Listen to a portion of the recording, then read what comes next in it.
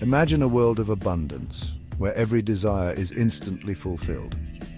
Now snap back to reality. We live in a world of limits, a world where resources are finite. This is the heart of economics, understanding how we, as individuals, societies, and even governments, make choices in the face of scarcity. It's about stretching limited resources to meet our unlimited wants and needs. From the air we breathe to the food we eat, from the clothes we wear to the homes we live in, everything comes from resources that are limited in some way. This fundamental truth applies not just to humans, but to all species on Earth. Animals compete for territory, food and mates, all scarce resources essential for survival. Economics, then, is the study of how we manage this delicate balance. It's about understanding the trade-offs we make every day, from the individual deciding how to spend their income to nations grappling with resource allocation for healthcare, education, and infrastructure. Ultimately, economics helps us navigate the challenges and opportunities that scarcity presents. It's about making smart choices today for a better tomorrow.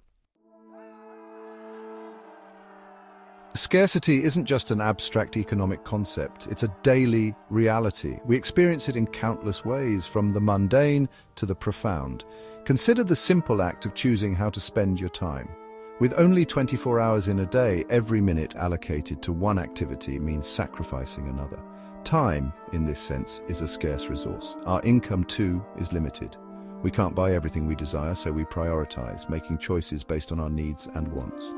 The same principle applies to governments. Tax revenues, though substantial, are finite, forcing difficult decisions about spending priorities: healthcare, education, defense, each vying for a piece of the pie.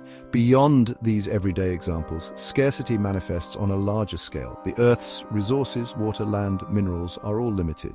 This finite nature has profound implications for how we live and interact with our planet. It underscores the urgent need for sustainable practices, for finding ways to meet our needs today without compromising the ability of future generations to meet theirs. To better understand the complexities of scarcity, economists approach the subject from two perspectives: microeconomics and macroeconomics. Think of it like a camera lens, capable of zooming in on individual details and then pulling back to capture the broader landscape. Microeconomics focuses on the individual pieces of the economic puzzle. It examines the choices made by individuals and businesses within the context of markets. For example, how does the price of coffee beans impact the decisions of coffee shops? How do consumers respond to changes in the price of gasoline? Macroeconomics, on the other hand, takes a wider view. It grapples with the performance of entire economies. It explores issues like inflation, unemployment, and economic growth, factors that impact society as a whole. Think of it as studying the overall health of the forest rather than the individual trees. Both perspectives are crucial for understanding the full picture. Microeconomics provides insights into individual behavior and market dynamics, while macroeconomics helps us comprehend the larger forces shaping our economic well-being. At the heart of many economic decisions lies a powerful motivator: self-interest. Whether it's an individual choosing a career path, a business setting prices, or a government implementing policies, the desire to maximize one's own well-being often takes center stage. This isn't necessarily a bad thing. Self-interest can be a powerful engine for innovation and productivity. Entrepreneurs, driven by the desire for profit, take risks and develop new products and services that benefit society as a whole. Consumers, seeking the best value for their money, drive competition and efficiency in the marketplace. However, unchecked self-interest can also lead to negative consequences. Pollution, for example, can be seen as a byproduct of businesses prioritizing profit over environmental protection. This highlights the need for regulations and ethical considerations to ensure that self-interest aligns with the broader social good. Understanding their role of self-interest is key to comprehending how economies function. It's a fundamental force that shapes individual choices and, by extension, the broader economic landscape. Section 5. Beyond Me: The Importance of Social Interest. While self-interest drives economic activity, social interest emphasizes society's well-being. It recognizes our interconnectedness and the ripple effects of our actions. A thriving society is both morally right and economically sound. Public education exemplifies social interest. Investing in youth fosters an informed, productive citizenry. Public healthcare ensures a healthier society. Social interest links our collective well-being, benefiting communities and societies. Section 6, the balancing act: efficiency versus fairness in economics. Efficiency and fairness often clash. Efficiency maximizes output with minimal input. It's about getting the most bang for our buck. Fairness deals with distribution, who benefits and who bears the costs, ensuring just and equitable sharing. Balancing both is a delicate act. Market-driven healthcare may be efficient but unfair. It can leave many without essential care. This tension is central in economic policy debates. Should we prioritize growth or fairness? Finding the right balance is an ongoing challenge. Section 7, global challenges, shared impacts. From pandemics to climate change. The world today faces a multitude of interconnected challenges that transcend national borders. From global pandemics to climate change, these issues have profound economic implications, highlighting the interconnectedness of our globalized world.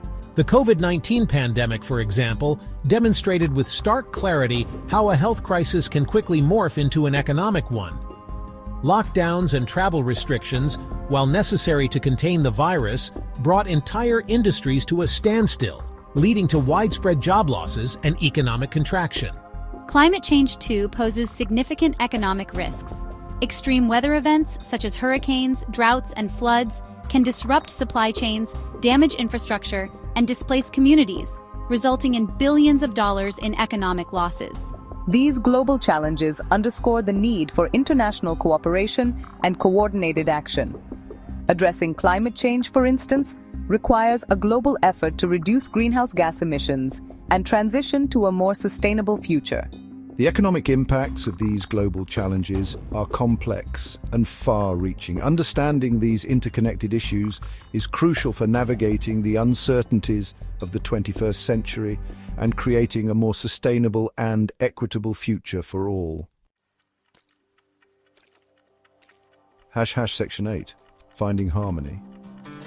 Balancing self-interest and social good.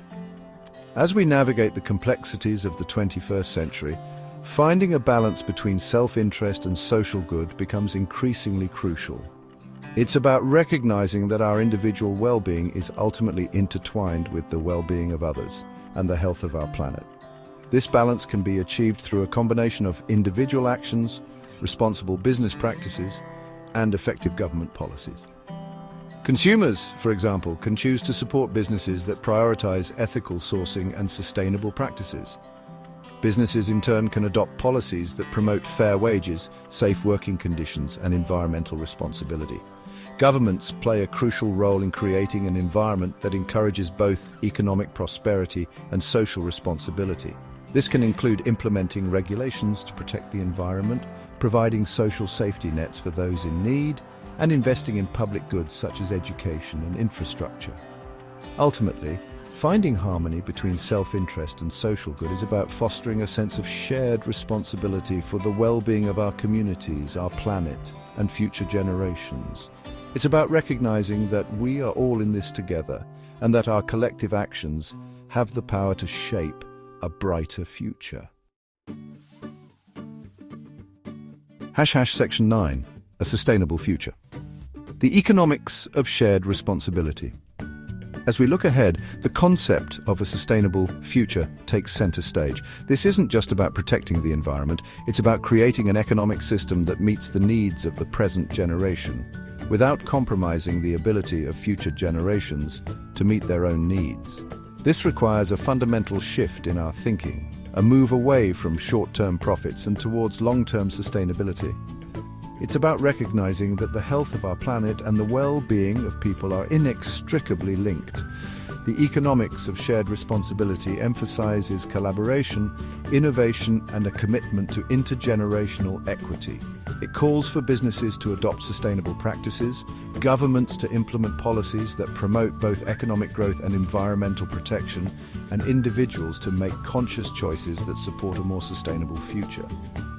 Building a sustainable future is not an easy task. It requires a collective effort, a shared understanding that the choices we make today will have a profound impact on the world we leave behind for generations to come. It's about embracing the principles of economics not just as a tool for maximizing profit, but as a means to create a more just, equitable, and sustainable world for all.